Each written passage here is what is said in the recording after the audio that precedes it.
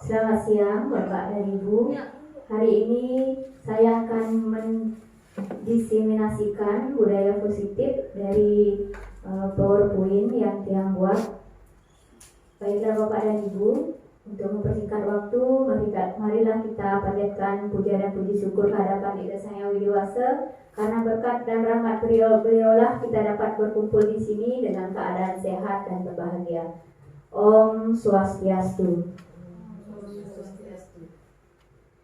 Baiklah Bapak dan Ibu, hari ini saya akan mempresentasikan tentang budaya positif di SD Negeri 1 Serampingan pada tanggal 23 Oktober 2023. Perkenalkan, Tiang Niwayan Sri Astuti, CGP Angkatan 9 Kabupaten Tabanan. Adapun susunan kegiatan kita pada hari ini ialah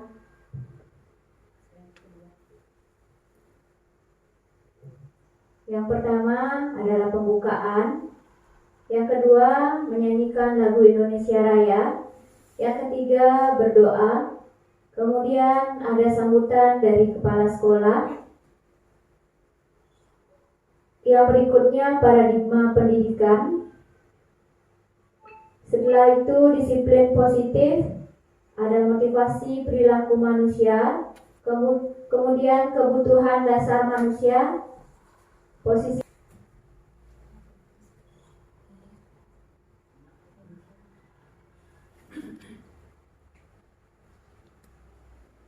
hiduplah pada aku, di sanalah aku berdiri, jadi pandu ibuku.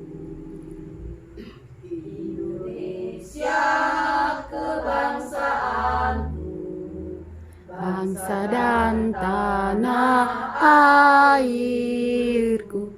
Marilah kita berseru,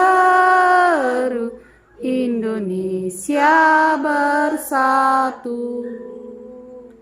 Hiduplah tanahku, hiduplah negeriku, bangsaku, rakyatku semuanya. Bangunlah jiwanya, bangunlah badannya, untuk Indonesia Raya. Indonesia Raya, merdeka, merdeka, tanahku, negeriku yang ku cinta. Indonesia Raya, merdeka, merdeka, hiduplah Indonesia Raya.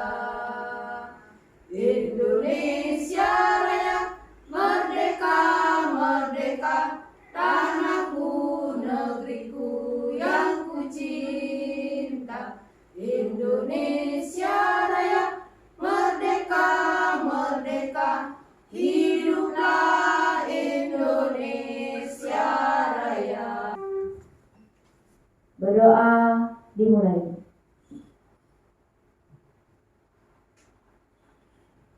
Berdoa selesai. Silakan untuk duduk kembali. Baiklah, dipersilahkan.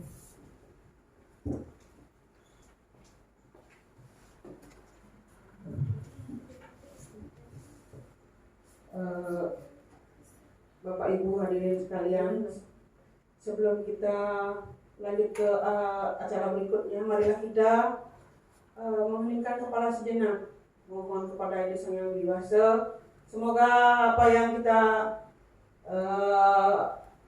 takdirinya, saya mengucapkan puji syukur kehadapan Ida Sang Hyang Widiwasa, karena atas berkat rahmat beliau kita bisa berkumpul di tempat ini dalam suasana yang sehat walafiat.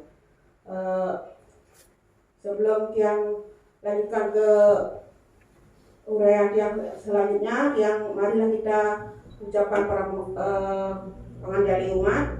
Om Swastiastu. Bapak Ibu hadirin sekalian, baiklah, dalam rangkaian acara CGP tahapan saat ini, Mungkin dari pemaparan materi nanti dari CGP yang bersangkutan. Untuk itu yang mohon kesediaan Bapak Ibu apa yang nanti menjadi topik permasalahan yang dibahas nanti mohon dicermati. Kemudian bila ada hal-hal yang mungkin perlu di-sharingkan, didiskusikan, marilah dalam acara ini kita sharing untuk mencapai tujuan daripada diskusi ini dengan hasil yang maksimal. Mungkin materi ini adalah budaya positif yang perlu kita kaji, hal-hal apa saja yang nantinya menjadi pertimbangan kita di dalam mengemban tugas kita sehari-hari agar tujuan pembelajaran, tujuan atau visi misi sekolah bisa tercapai. Untuk itu saya selaku kepala sekolah mengucapkan selamat berdiskusi, selamat mengikuti kegiatan hari ini. Semoga kita mendapatkan hasil yang baik. Untuk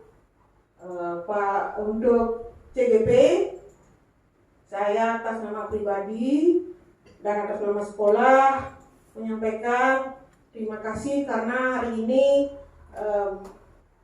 CGP sudah bisa mengantarkan, membimbing teman-teman, menularkan apa yang didapatkan di program pendidikan CGP.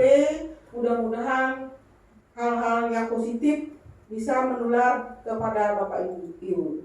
Untuk itu waktu kami serahkan kembali yang untuk para Santi. Om Santi Santi Santi. Om. Terima kasih kepada Ibu Kepala Sekolah atas sambutan yang telah diberikan. Baiklah Bapak dan Ibu, kita lanjutkan ke acara berikutnya yaitu paradigma pendidikan. Baik, di dunia pendidikan kita tentunya akan mengalami perubahan-perubahan dari masa ke masa. Pendidikan itu mengikuti bagaimana zamannya berubah, maka demikian juga pendidikan akan tetap mengalami perubahan-perubahan. Nah, kita harus tahu bahwa pendidikan mempunyai paradigma untuk belajar. Adapun perubahan paradigma belajar yaitu sebelumnya pendidikan itu adalah berpusat pada guru. Kemudian pendidikan itu murid ibaratnya kertas kosong yang siap diisi dan ditulisi. Ada lagi paradigma belajar yaitu hukuman untuk mendisiplinkan siswa. Nah, paradigma yang lama ini pada masa sekarang telah mengalami perubahan. Nah, perubahannya itu ialah yang pertama berpusat pada guru. Nah, sekarang perubahan paradigma belajar kita di dunia pendidikan, proses pembelajaran adalah berpusat pada murid. Jadi, yang dulunya berpusat pada guru, kita sekarang mengarah ke berpusat pada murid. Bagaimana siswa itu dapat merasa nyaman, aman, dan sesuai dengan keinginannya ketika proses belajar mengajar. Kemudian yang kedua, murid ibarat kertas kosong yang siap diisi dan ditulisi. Nah, itu paradigma yang dahulu. Sekarang paradigmanya sudah berubah menjadi murid ibarat kertas yang penuh dengan tulisan namun masih buram atau masih samar-samar. Jadi guru perlu menebalkan tulisan-tulisan positifnya. Nah, disinilah fungsi dari seorang pendidik itu menebalkan kemampuan atau kodrat alam yang telah dimiliki oleh murid tersebut. Nah, yang berikutnya adalah jika dulu itu paradigmanya adalah hukuman untuk mendisiplinkan siswa. Pada zaman dahulu di pendidikan terbiasa untuk menghukum murid, tujuannya untuk mendisiplinkan murid tersebut. Nah, jadi pada perubahan paradigma belajar yang sekarang, kedisiplinan tumbuh dari motivasi intrinsik siswa. Jadi motivasi ini akan mendorong siswa, atau motivasi intrinsik ini adalah motivasi dari dalam diri sendiri, dari dalam diri siswa untuk menyadari atau kesadaran sendiri bahwa kedisiplinan itu perlu untuk dirinya sendiri, jadi bukan dorongan dari guru ataupun dari orang lain dari luar dirinya. Baik Bapak dan Ibu, adapun beberapa disiplin positif yang nanti kita akan bahas yang akan berguna bagi siswa. Nah, di sini disiplin positif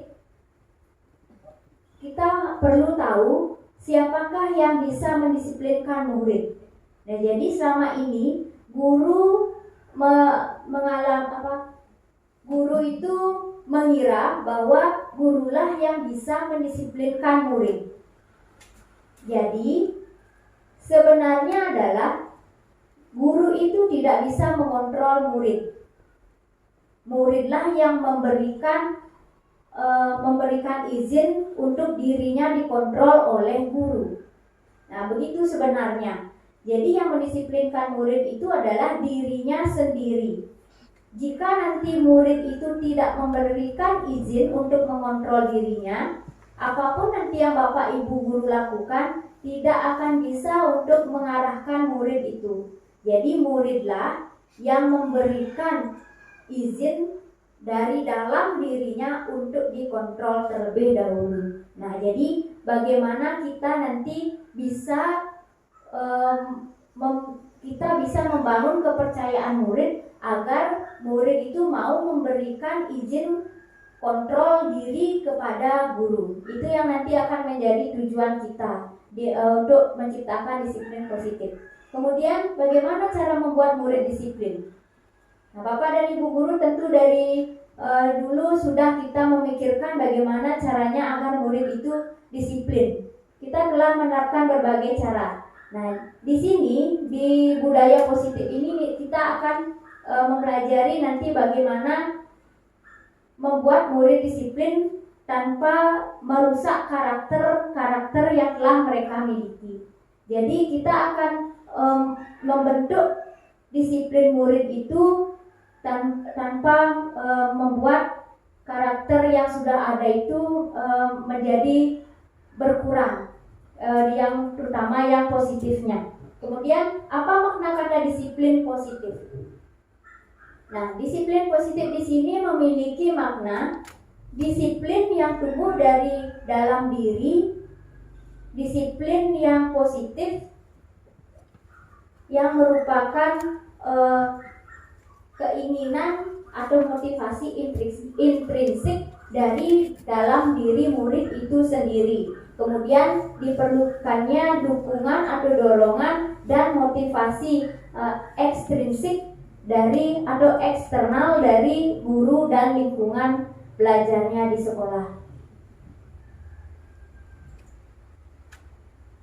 Baik Bapak dan Ibu, bisa kita lihat bahwa disiplin positif adalah merupakan suatu cara penerapan disiplin tanpa kekerasan, tanpa ancaman, yang dalam praktiknya melibatkan komunikasi tentang perilaku yang efektif. Nah, jadi selama ini terkadang kita ingin menerapkan disiplin itu hanya dengan melibatkan komunikasi yang bernada keras, kemudian komunikasi yang mengandung ancaman kepada siswa. Nah, itu merupakan suatu cara yang kurang efektif, akan didengarkan pada saat itu, namun akan berdampak negatif di kemudian hari.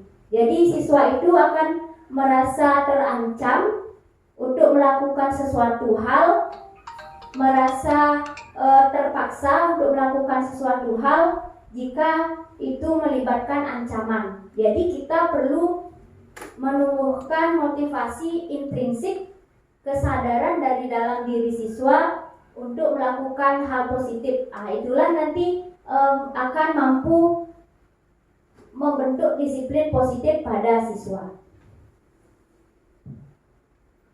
Motivasi perilaku manusia. Motivasi perilaku manusia itu ada 3 alasan motivasi yang akan membentuk perilaku atau disiplin positif. Yang pertama adalah untuk menghindari ketidaknyamanan atau hukuman. Itu yang menjadi alasan motivasi dari perilaku manusia. Semua tindakan atau perilaku dari manusia itu memiliki alasan-alasan. Yang pertama itu adalah menghindari ketidaknyamanan atau hukuman. Jadi kebanyakan siswa selama ini akan mengikuti peraturan atau mengikuti perintah dari guru hanya untuk menghindari ketidaknyamanan atau hukuman. Nah, jadi hal ini nanti tentunya akan berdampak negatif kepada siswa. Kemudian ada yang kedua ialah untuk mendapatkan imbalan atau penghargaan dari orang lain. Yang ketiga, untuk menjadi orang yang mereka inginkan dan menghargai diri sendiri dengan nilai-nilai yang mereka percaya.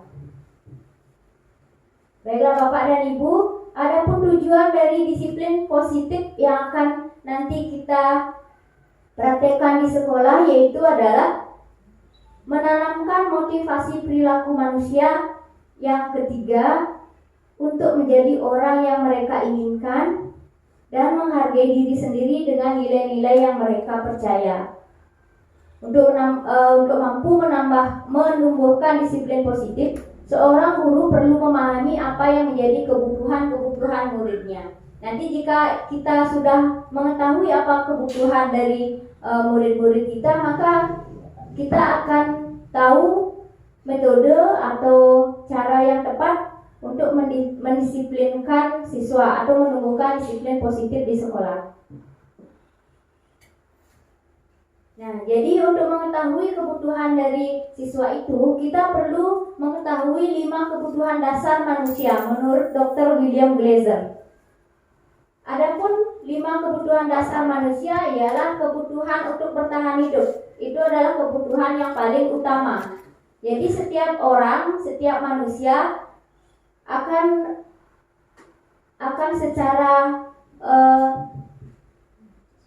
secara otomatis memiliki kemauan untuk bertahan hidup. Kemudian yang kedua adalah kebutuhan kasih sayang dan rasa diterima. Kebutuhan kasih sayang dan rasa diterima ini berkaitan dengan mental dari anak-anak. Kemudian ada kebutuhan penguasaan.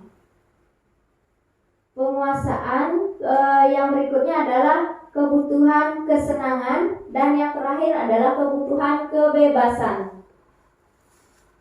Baik Bapak dan Ibu, itu tadi 5 kebutuhan dasar yang dimiliki oleh manusia. Nah, ini yang pertama yaitu kebutuhan bertahan hidup.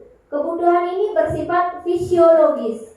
Untuk bertahan hidup misalnya adalah kebutuhan kesehatan, kebutuhan rumah, dan tentunya kebutuhan makanan dan minuman. Yang kedua ialah kebutuhan penguasaan. Penguasaan di sini maksudnya ialah berhubungan dengan kekuatan untuk mencapai sesuatu. Jadi dalam suatu kompetensi menjadi terampil, diakui atas prestasi dan keterampilan kita, didengarkan dan memiliki rasa harga diri. Kebutuhan ini meliputi keinginan untuk dianggap berharga, keinginan untuk bisa membuat perbedaan, bisa membuat pencapaian, kompeten, diakui dan dihormati oleh orang lain. Itu yang dimaksud dengan penguasaan. Kemudian ada kebutuhan untuk kasih sayang dan rasa ingin diterima. Kebutuhan kasih sayang dan rasa ingin diterima meliputi kebutuhan akan hubungan dan koneksi sosial. Ini berhubungan dengan orang-orang yang ada di sekitar anak didik atau di sekitar siswa. Jadi kebutuhan untuk memberi dan menerima kasih sayang, dan kebutuhan untuk merasa menjadi bagian dari suatu kelompok. Itu juga termasuk dari kebutuhan kasih sayang dan rasa ingin diterima. Kebutuhan ini juga meliputi keinginan untuk tetap terhubung dengan orang lain.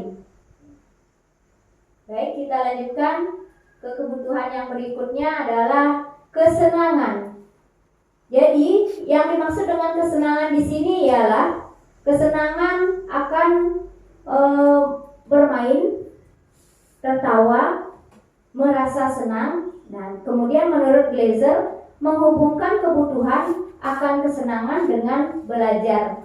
Anak-anak dengan kebutuhan dasar kesenangan yang tinggi biasanya ingin menikmati apa yang dilakukan. Mereka juga bisa berkonsentrasi tinggi saat mengerjakan hal yang disenangi. Nah, ini berkaitan dengan metode dan cara kita mengajar di kelas. Jadi ketika anak-anak sudah merasa senang, mereka akan berkonsentrasi untuk mengikuti kegiatan atau proses pembelajaran di kelas. Yang terakhir adalah kebebasan. Kebebasan merupakan kebutuhan akan kemandirian, otonomi, memiliki pilihan dan mampu mengendalikan arah hidup seseorang. Anak-anak dengan kebutuhan kebebasan yang tinggi menginginkan pilihan. Mereka perlu banyak bergerak serta mencoba-coba, tidak terlalu terpengaruh oleh orang lain dan senang mencoba hal baru dan menarik. Nah, ini yang sangat sering dilakukan oleh anak-anak. Jadi mereka memiliki rasa ingin tahu yang tinggi. Jika nanti ini tidak diarahkan, maka akan dapat merusak karakter mereka sendiri. Nah, baik Bapak dan Ibu, di kelas atau di sekolah tentunya Bapak dan Ibu akan menghadapi berbagai karakter yang dimiliki oleh anak-anak. Anak-anak itu membawa karakternya masing-masing dari rumah, sesuai dengan lingkungan hidupnya, lingkungan zaman, kemudian kodrat yang sudah dibawa sejak lahir. Jadi akan banyak kasus atau peristiwa atau permasalahan yang akan Bapak dan Ibu temui di sekolah. Ini saya kasih contoh kasus yang pertama. Bimo, seorang anak kelas 5, selalu berlari keluar kelas menuju jalan raya di depan sekolahnya yang ramai dengan kendaraan yang lalu lalang. Tingkahnya membuat guru bingung dan seringkali lari mengejarnya. Bimo berkata, "Aku senang main kejar-kejaran dengan ibu guru, seru." Nah, begitu kata Bimo. Jadi dari kasus tersebut, kira-kira kebutuhan apa yang ingin dipenuhi oleh Bimo? Kesenangan. Kebutuhan apa Bapak dan Ibu? Kesenangan. Ya, kebutuhan yang ingin diperoleh oleh Bimo adalah kesenangan. Nah, ini dapat dilihat dari kalimat yang diungkapkan oleh Bimo, "Aku senang main kejar-kejaran." Jadi kegiatan yang dilakukan Bimo itu dia ingin memenuhi kebutuhannya sendiri agar merasa senang. Nah, jadi seperti itu contohnya.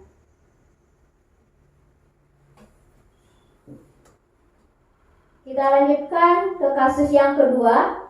Dina, seorang anak kelas 3 SD. Begitu tiba di rumah sepulang dari sekolah, Dinda menangis dan mengadu pada ibunya bahwa dia benci pada ibu gurunya. Dinda berkata, "Ibu guru bilang aku tidak boleh bersenandung sewaktu mengerjakan tugas. Katanya kelas harus tenang, tidak ada suara." Kebutuhan apa yang ingin dipenuhi oleh Dinda? Kebebasan. Ya, betul sekali. Dinda ingin merasa bebas tanpa adanya tekanan, tanpa adanya perintah atau tanpa adanya larangan dari ibu guru. Dia ingin merasa bebas. Nah, itu berarti Dinda memerlukan kebutuhan hidupnya, yaitu kebebasan. Kita lanjut ke kasus nomor 3. Kasus nomor 3 adalah Ibu Ambar Guru wali kelas 7 sedang bingung menghadapi ulah salah satu murid di kelasnya, yaitu Doni.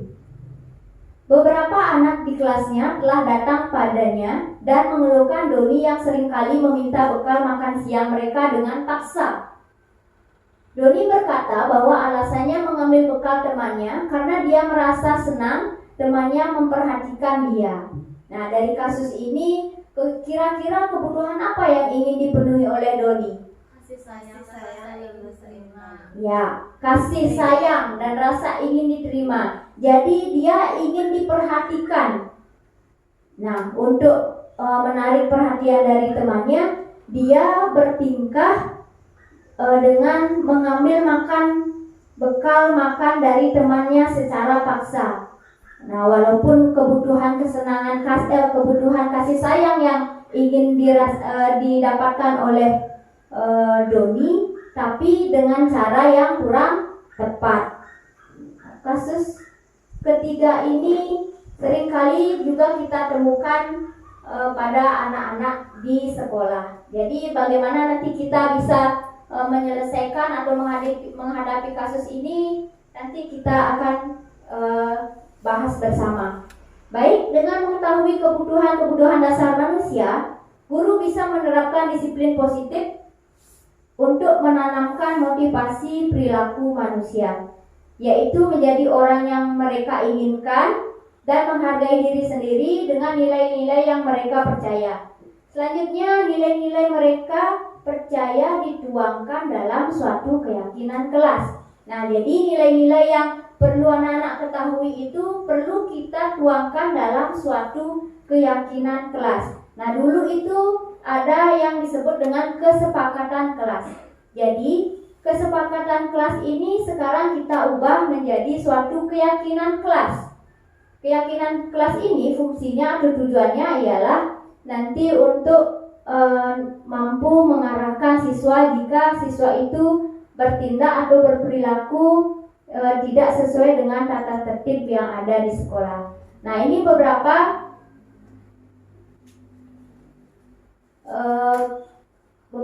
penjelasan tentang keyakinan kelas. Apakah keyakinan kelas sama dengan peraturan kelas? Kira-kira Bapak dan Ibu? Tidak. Sama? Apakah keyakinan kelas sama dengan peraturan kelas? Sama atau berbeda? Berbeda? Ya, betul sekali. Keyakinan kelas tidak sama dengan peraturan kelas.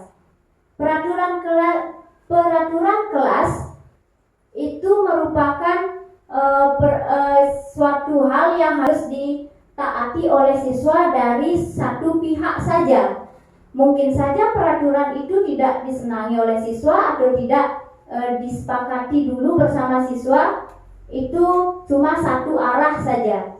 Berbeda dengan keyakinan kelas. Keyakinan kelas ini kita buat bersama-sama dengan siswa, bersama-sama dengan guru, disepakati dulu bersama, kemudian ditelaah, baru kita membuat hal itu menjadi suatu keyakinan kelas yang kita akan taati nanti bersama-sama karena sudah diyakini oleh dua arah, yaitu guru dan siswa. Kemudian, mengapa keyakinan kelas bukan peraturan kelas? Mengapa disebut keyakinan kelas bukan peraturan kelas? Karena dibuat sepihak. Mungkin karena dibuat sepihak ya Bapak dan Ibu ya. Nah, baik, peraturan kelas dibuat sepihak oleh guru. Seperti yang sudah saya sebutkan tadi bahwa peraturan itu sifatnya satu arah. Siswa tidak turut campur dalam pembuatan peraturan ini. Berbeda dengan keyakinan kelas. Keyakinan kelas ini melibatkan murid dan guru sesuai dengan nilai yang mereka yakini. Baik, nilai-nilai apa kira-kira yang harus diyakini oleh siswa dalam membuat suatu keyakinan kelas? nilai kebajikan. Nilai kebajikan, nilai positif. Baik, nilai-nilai yang perlu diyakini ialah nilai saling menghormati misalnya, nilai kedisiplinan, nilai kasih sayang, kemudian nilai keselamatan, nilai tanggung jawab, dan lain sebagainya. Nah, menekankan pada keyakinan seseorang akan lebih memotivasi seseorang dari dalam dirinya. Kita akan menumbuhkan motivasi intrinsik dari siswa. Jadi, seseorang akan lebih tergerak dan bersemangat untuk menjalankan keyakinannya jika keyakinan itu datang dari dirinya sendiri, bukan dari luar dirinya. Nah, itu akan terasa memaksakan. Nah, jika keyakinan itu datang dari dalam diri, perilaku itu akan dengan senang hati dijalankan dan diyakini. Baik Bapak dan Ibu, untuk pembentukan keyakinan kelas itu lebih abstrak dan universal dari peraturan kelas yang rinci dan konkret. Kemudian keyakinan kelas senantiasa dibuat dalam bentuk positif. Nah, keyakinan kelas ini diupayakan nanti adalah suatu keyakinan yang kalimatnya itu bersifat positif, bukan kalimat yang mengandung kata-kata negatif seperti misalnya tidak boleh, jangan, atau dilarang. Nah, kita ubah nanti kata-kata tersebut menjadi dalam bentuk positif. Misalnya, tidak boleh mengganggu teman di kelas. Kita bisa membuat kalimat itu menjadi jaga ketertiban di kelas atau saling menghormati dengan teman. Boleh saja seperti itu, agar nanti kalimatnya positif. Kemudian keyakinan kelas hendaknya tidak terlalu banyak, sehingga mudah diingat dan dipahami oleh semua warga kelas. Kita gunakan kalimat yang sederhana, tapi kalimat itu mudah diingat dan dipahami oleh semua warga kelas. Yang terakhir adalah semua warga kelas hendaknya ikut berkontribusi dalam pembuatan keyakinan kelas lewat kegiatan curah pendapat. Nanti Bapak dan Ibu bisa mengajak anak-anak untuk membuat keyakinan kelas dengan cara menuangkan pendapat dari masing-masing siswa dengan kata-kata negatif terlebih dahulu sesuai dengan peraturan kelas. Kemudian setelah itu bisa Bapak dan Ibu ubah lagi kalimat yang negatif tersebut menjadi kalimat yang positif. Bisa kita lihat pada layar contoh dari keyakinan kelas di kelas 6. Jadi beberapa contoh yang bisa kita lihat adalah di sini ada keyakinan berkomitmen. Nah, semua siswa hadir tepat waktu, aku positif. Ada juga nilai tanggung jawab.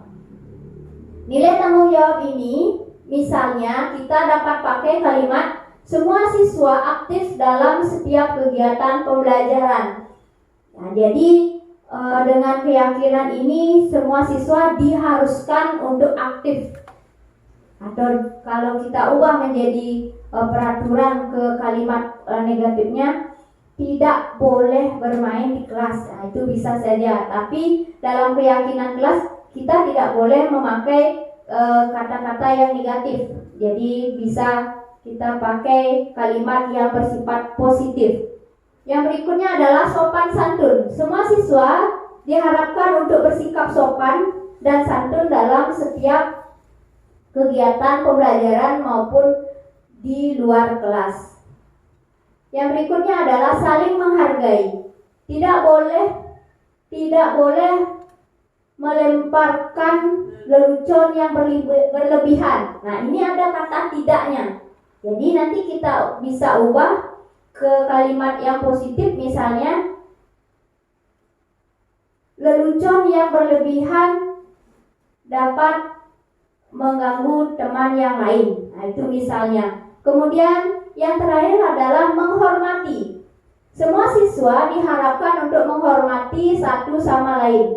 guru, kemudian teman, dan warga sekolah yang lainnya.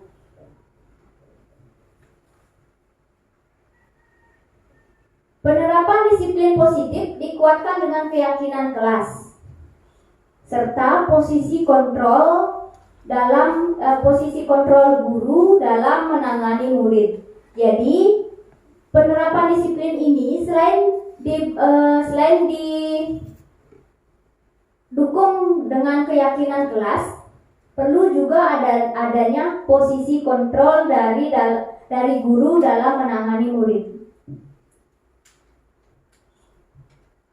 Nah, baik Bapak dan Ibu, kita bisa lihat di layar bahwa ada 5 posisi kontrol yang harus diketahui guru dan juga harus dipahami oleh guru, yang mana posisinya yang tepat untuk kita. Jadi 5 posisi kontrol guru itu, yang pertama adalah ada namanya posisi penghukum. Nah, ini seringkali kita lakukan dalam menghadapi murid.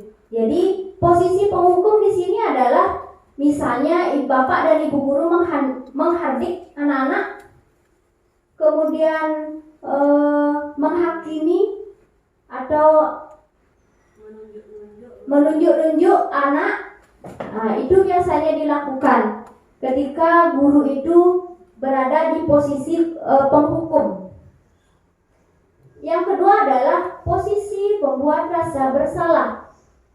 Ketika anak atau siswa melakukan suatu kesalahan, terkadang Bapak dan Ibu guru membuat anak itu merasa bersalah. Misalnya adalah dengan cara kita memberi ceramah misalnya tentang kesalahan yang sudah dia buat, kemudian menunjukkan kekecewaan yang mendalam atas perilaku yang dibuat oleh siswa. Nah, itu merupakan posisi guru itu pada pembuat rasa bersalah. Nah, ada posisi yang ketiga, yaitu posisi teman. Bapak dan Ibu guru ketika menghadapi suatu masalah dari perilaku siswa, terkadang ada baiknya kita berada di posisi sebagai teman. Jadi membuatkan alasan untuk murid-murid. Nah, jadi kita menanggapi murid itu dengan cara membuatkan alasan-alasan untuk murid-murid tersebut kenapa dia melakukan suatu kesalahan. Nah, itu. Ada juga posisi pemantau. Posisi pemantau di sini adalah menghitung dan mengukur seberapa besar kesalahan atau perilaku yang kurang tepat yang dilakukan oleh murid. Nah, adapun posisi yang berikutnya adalah manajer. Posisi manajer di sini merupakan mengajukan pertanyaan-pertanyaan yang nantinya akan mengarahkan siswa untuk menyadari kesalahannya dan tahu bagaimana harusnya berbuat dan solusi apa yang harus dilakukan untuk menghadapi masalah yang sudah mereka lakukan. Baik Bapak dan Ibu, demikianlah 5 posisi kontrol guru yang harus kita pahami. Kita lanjutkan.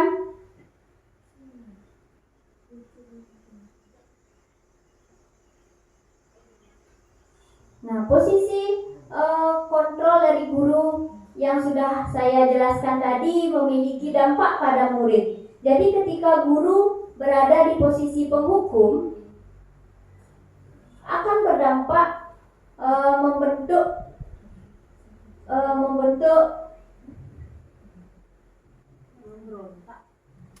anak-anak akan memberontak, kemudian menjadi pendendam, lagi menyalahkan orang lain. Nah, dari kesalahan yang anak-anak buat itu, mereka akan berusaha untuk mencari pembenaran, kemudian menyalahkan orang lain atas perilaku yang sudah mereka buat. Adapun posisi kontrol yang kedua, pembuat rasa bersalah ini akan menyebabkan anak-anak itu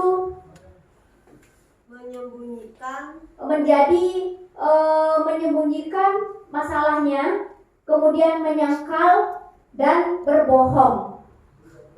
Ketika kita nanti berada di posisi pembuat rasa bersalah, akan berdampak pada murid tersebut secara berkelanjutan. Dia akan menjadi anak-anak yang pembohong, kemudian penyangkal, dan menyembunyikan masalah yang mereka hadapi atau mereka buat. Nah, jika nanti kita berada di posisi kontrol, ada dampaknya pada murid, yaitu anak-anak akan menjadi ketergantungan kepada kita.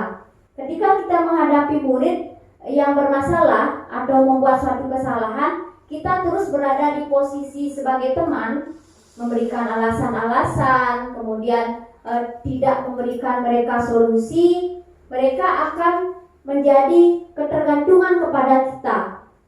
Mereka tidak akan bisa mengambil keputusan sendiri, tidak akan bisa mengetahui hal itu baik atau tidak baik untuk dilakukan. Mereka akan menjadi ketergantungan. Nah, baik Bapak dan Ibu, adapun posisi pemantau, jika kita sebagai guru mengambil posisi kontrol guru itu sebagai pemantau, nanti anak-anak itu akan berbuat sesuai dengan aturan atau keyakinan jika ada pengawasan dari guru tersebut. Nah, jika nanti tidak ada pengawasan, mereka tidak akan ada motivasi dari dalam untuk melakukan hal-hal yang tidak kita inginkan. Nah, jadi ketika tidak dipantau, mereka akan kembali lagi ke perilaku yang kurang baik. Nah, jika kita berada di posisi manajer,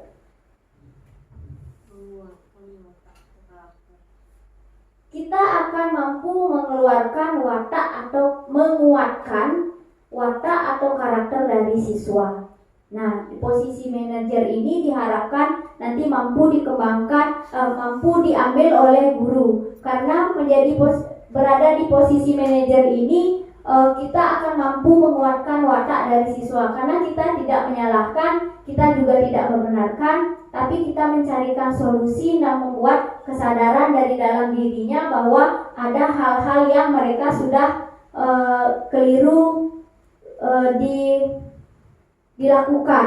Jadi seperti itu posisi kontrol dari guru.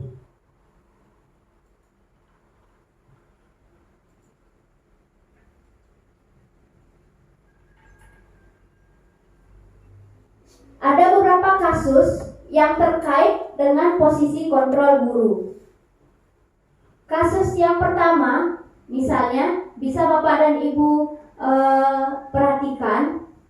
Kasus yang pertama, Rahadi adalah kamu selalu saja berbuat kesalahan.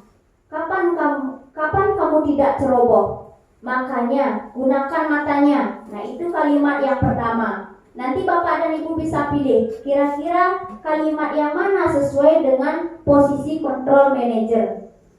Yang B, konsekuensinya apa kalau kamu menumpahkan botol air begini? Sebaiknya kamu segera bersihkan dan ganti kertas bona. Kalimat yang C, Didi, bagaimana ini kamu menumpahkan air di kertas bona? Nanti orang tua bona bisa marah sekali kalau tahu kamu menumpahkan air. Kemudian kalimat yang ketiga adalah, kalimat yang keempat adalah, Didi, semua orang bisa berbuat kesalahan. Bagaimana rencana kamu untuk menyelesaikan masalah ini? Nah, kira-kira kalimat yang mana cocok Bapak dan Ibu? Sebagai control manager, kalimat yang mana yang tepat digunakan? Ya, tepat sekali ya. Kita bisa menggunakan kalimat jawaban B. Jika kita sebagai posisi control manager, sebagai guru, kita harus mampu membuat Didi menstabilkan emosinya, menstabilkan posisinya. Menjadi kesalahan itu adalah bisa saja dilakukan oleh semua orang. Kemudian kemudian mengarahkan dia untuk bagaimana cara untuk mencari solusi dari permasalahan yang dia buat. Nah, untuk menyelesaikan kasus dari permasalahan, kita juga dapat menggunakan segitiga restitusi. Nah, segitiga restitusi ini nanti akan mampu membantu Bapak dan Ibu dalam menyelesaikan kasus. Adapun beberapa hal yang dapat kita lakukan ketika menerapkan kasus segitiga restitusi. Yang pertama adalah menstabilkan identitas anak terlebih dahulu. Setiap orang itu pasti pernah melakukan kesalahan. Nah, itu salah satu contoh kalimat yang bisa Bapak dan Ibu gunakan ketika Bapak dan Ibu ingin menstabilkan identitas dari siswa. Kamu bukan satu-satunya yang pernah melakukan ini. Nah, itu juga bisa digunakan. Jadi kita stabilkan dulu perasaannya dari rasa bersalah menjadi stabil, menjadi sadar bahwa kesalahan itu bukan dia saja yang bisa melakukan. Itu misalnya. Kemudian setelah menstabilkan identitas, kita bisa memvalidasi tindakan yang salah. Nah, kita jelaskan dulu kepada anak-anak. Setelah stabil identitasnya, kemudian kita tanya, memvalidasi tindakannya. Kenapa dia bisa melakukan tindakan itu? Kita tanya alasannya atau motivasinya melakukan tindakan tersebut. Nah, kemudian yang ketiga, setelah kita tahu alasannya, kita arahkan anak itu untuk mencari solusinya sendiri. Mencari solusi dari permasalahan yang telah dia buat. Itu menanyakan keyakinan kelas mana yang sudah dia langgar. Kemudian setelah dia paham ada keyakinan kelas yang sudah dia langgar, kemudian arahkan dia untuk mencari solusinya sendiri, atau sama-sama bersama ibu guru atau bapak guru mencari solusi yang terbaik dari permasalahan yang sudah dia buat. Nah, pendekatan dalam penerapan disiplin positif bertujuan untuk menciptakan kondisi untuk memperbaiki kesalahan bagi peserta didik. Kemudian mampu menimbulkan karakter yang lebih kuat. Dari kesalahannya itu, dia akan mampu belajar untuk membentuk karakter yang lebih baik lagi. Itu maksudnya tujuan dari penerapan segitiga restitusi dalam menghadapi suatu kasus.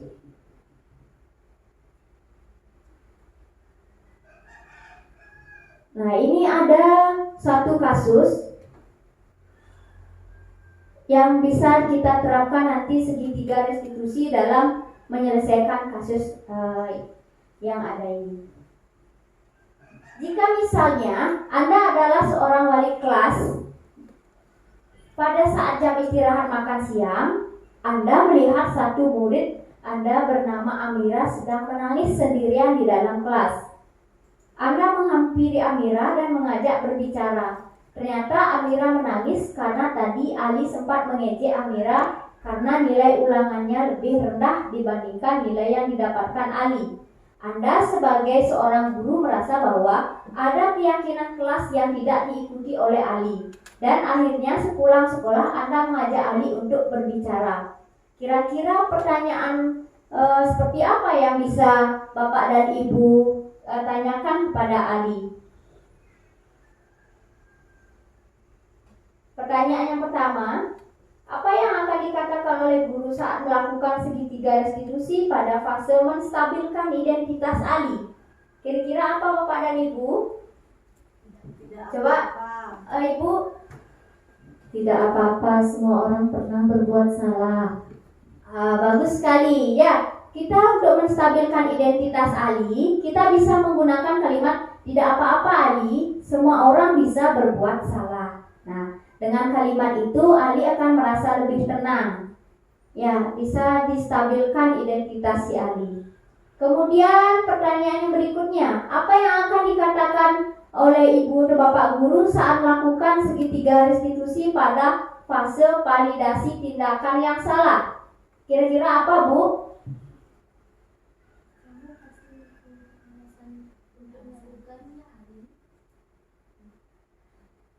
Kamu pasti mempunyai alasan untuk melakukannya, Ali.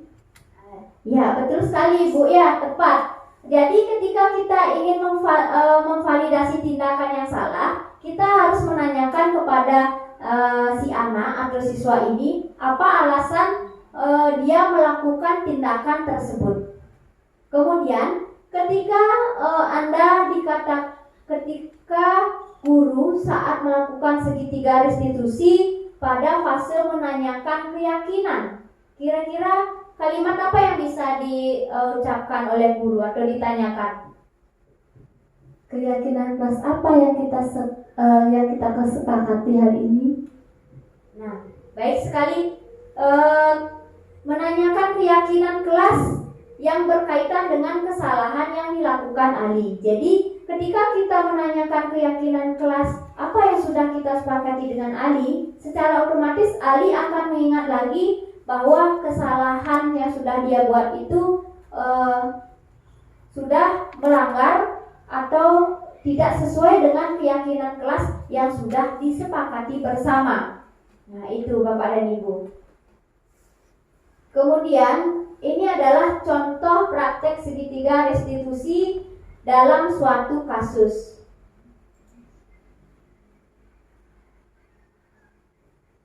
Dari kasus tersebut, seorang guru menanyakan kepada siswanya ketika dia sedang bertengkar dengan temannya. Jadi penerapan disiplin positif dengan membuat keyakinan kelas menempatkan diri pada posisi kontrol terbaik seorang guru, serta melaksanakan segitiga restitusi akan bermuara pada menumbuhkan budaya positif. Kemudian di lingkungan sekolah sebagai tempat menyemai benih kebudayaan atau pembentukan karakter sesuai dengan filosofi pendidikan menurut Ki Hajar Dewantara. Jadi ketika kita ingin menerapkan disiplin positif, kita harus membuat keyakinan kelas terlebih dahulu yang disepakati oleh siswa dan guru. Kemudian setelah kita membuat keyakinan kelas, kita harus menempatkan posisi sebagai guru itu pada posisi kontrol yang terbaik. Ketika posisi kontrol itu sudah kita lakukan, kita akan dapat menerapkan segitiga restitusi yang bermuara pada menumbuhkan budaya positif di lingkungan sekolah yang merupakan tempat menyemai benih kebudayaan dan pembentukan karakter sesuai dengan filosofi pendidikan menurut Ki Hajar Dewantara. Baik Bapak dan Ibu, demikian tadi presentasi tentang budaya positif dari saya. Jika ada yang ingin ditanyakan, ada sesuatu yang belum jelas, boleh ditanyakan. Silakan.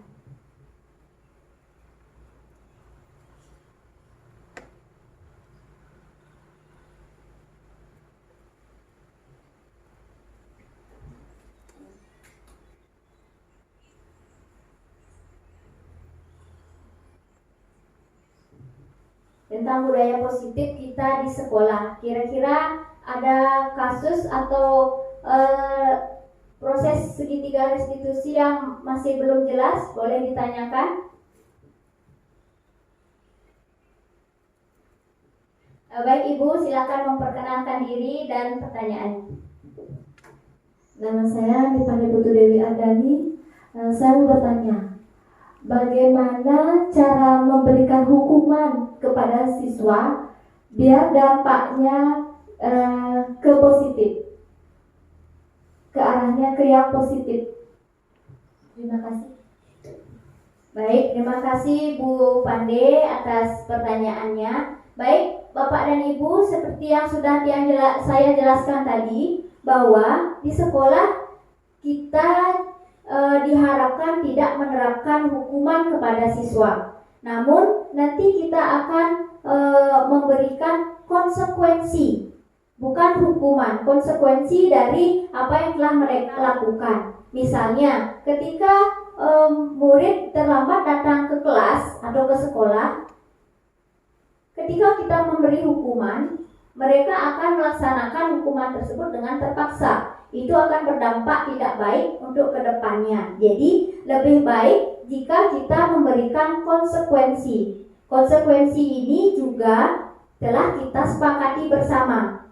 Ketika dia terlambat datang ke sekolah, apa akibat yang akan dia dapatkan? Misalnya, ketika temannya sudah istirahat, dia diajak untuk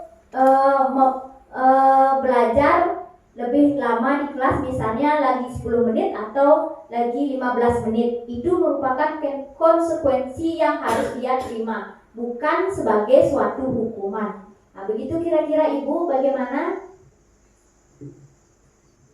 Sudah Ibu. Berarti bukan hukuman ya, berarti dengan konsekuensinya atau keyakinan yang dibuat di kelas itu berarti ya. Ya, terima kasih Ibu. Betul sekali Ibu. Kita akan memberikan konsekuensi, bukan hukuman. Jadi ketika Ibu berbicara hukuman, itu arahnya akan didominasi ke negatif.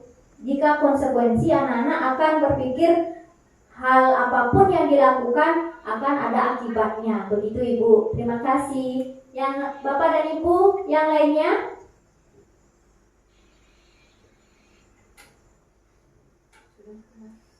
Baik, terima kasih. Jika sudah jelas, saya cukupkan kegiatan pada hari ini. Terima kasih atas kesempatan dan waktu yang telah diberikan.